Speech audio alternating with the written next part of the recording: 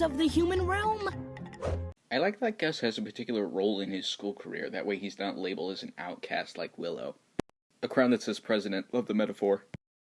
Augustus, is this what the president of the Human Appreciation Society thinks passes as human artifacts? I like side character antagonists, but this guy falls so flat he might as well be Basha. You can see the paper clorp tag, but a couple shots later, it's gone. I have no clue why. You can see the fake human items are spread out, but then in the next shot, they're together. Why? When Gus starts collecting the fake human items, he seems to grab 3 of them with only 2 hands. How? Who thinks I should be president? I don't know. Bartholomew for prez. I'm an undecided voter. Genius. The Have You Seen Loose poster changes in between shots. Why? What if I brought in an expert? Yeah, right. Who can you find that's a bigger human expert than any of us? How about a real human? So this is the crux of the episode for me. Why does Gus have to bring Luce to school? Why can't they meet somewhere else where they can confirm it? There ain't nothing for you at that dweebus factory. No offense, dweebus. That's okay. I come from a long line of dweebuses. Genius. Well, I would love to go someday. Better than unpacking boxes in the Ida coven. Considering Luce's lack of magic learning, this line makes sense. Now this is how you promote character merch. I don't care about t-shirts, Ida. I want to learn magic, and they teach that at Hexside. The episode does a really good job of establishing Ida's motivation to help Luce get into Hexside. About the ban. I used my HAS presidential authority to pull some strings. You've been given a full pardon. You mean? I got the ban lifted. Gus should have said temporary pardon. That would have made it more believable. Jumping on a couch with your shoes on is just wrong. Yes! You did it, Gus! You did it, Gus. You're the smartest. You're the best. Sweet moves, little dude! Does anyone else feel like Gus and Hootie need an episode? I do. This is gonna work out after all. This isn't gonna work out at all! I adore this show's scene transitions. Smart idea to take down the wanted posters. Why is Gus bringing Luce to school at the beginning of the day? Wait, are you telling me Hexside somehow has clubs during class hours? This school seems awesome but very unorganized. They need a Zhu Li. A Varric wouldn't hurt either.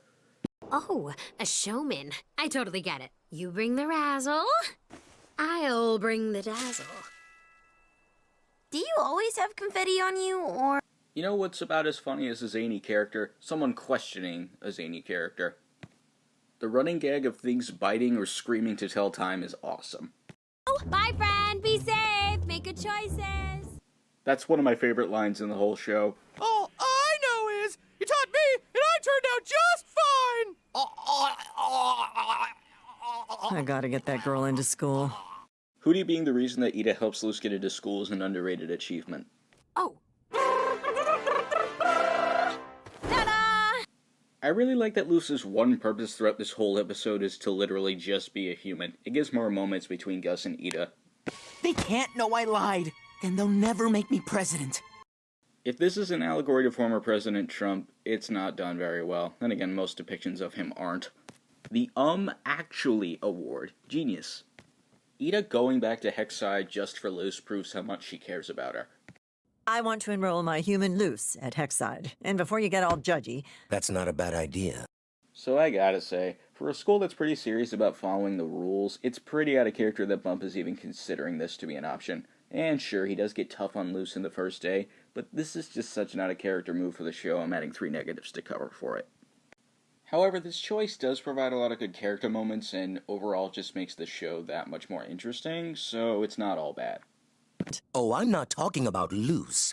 I'm talking about the necrotic experiments, the graffiti, the scams, the cheating, Miss Jenkinmeyer's teeth. The trouble you caused when you were here, Ida. The way TJ Hill's music just starts building up makes the scene even funnier. Is that a reference to Pierce Hawthorne from Community? I suddenly love this show 10 times more. This is where we play the sport. It's a huge missed opportunity to not have this happen to Basha, since it's later revealed that she's the sport giant at Hexside. Nice Botanical Gardens reference. Nice touch putting Emra and Endrick in the illusion track. Small touch here, but this teacher appears in Understanding Willow as the photography teacher. This is a pretty common thing to happen in American schools where more teachers end up teaching more than one course, so I'm really glad to see that they applied that here in Hexside.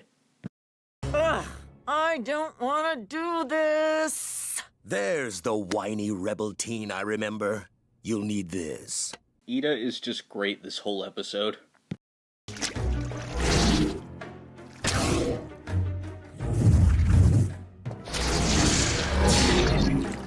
Genius. Where are you taking me? Detention. Oh, that won't be so bad, right?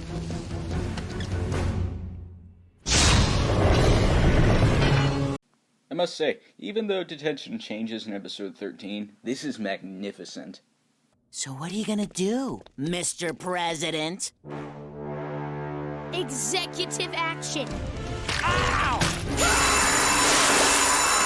Okay, honestly, this is the best part of the episode. Next to Grom, this is the scariest part about Hexside. No, like this. Oh!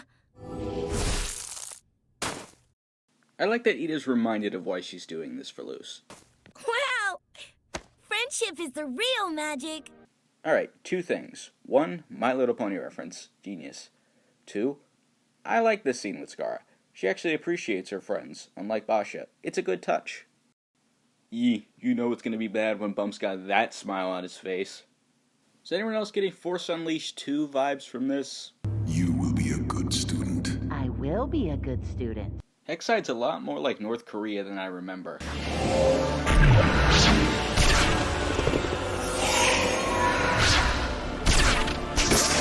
Shadow Clone Jutsu and Afterimage, who says taking from anime is a bad thing. In light of that, barring any more trouble, you shall officially be enrolled in Hexside School next semester. I'll explain more on the first day, but the timeline in this first season is just out of whack. Like, it's not like The Simpsons. I can't believe time just doesn't pass. Now, with that accomplished, Ida, we have some paperwork to fill out. Wait, I gotta do more stuff? Ugh! You better enjoy this place, kid. Wendy Malick is the only woman who could play Ida.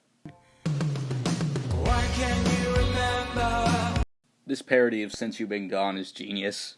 This is my favorite among all of Ida's incidents. This one basically states that Hexside is communist China. I love it. This one calls back to an earlier episode. Wow.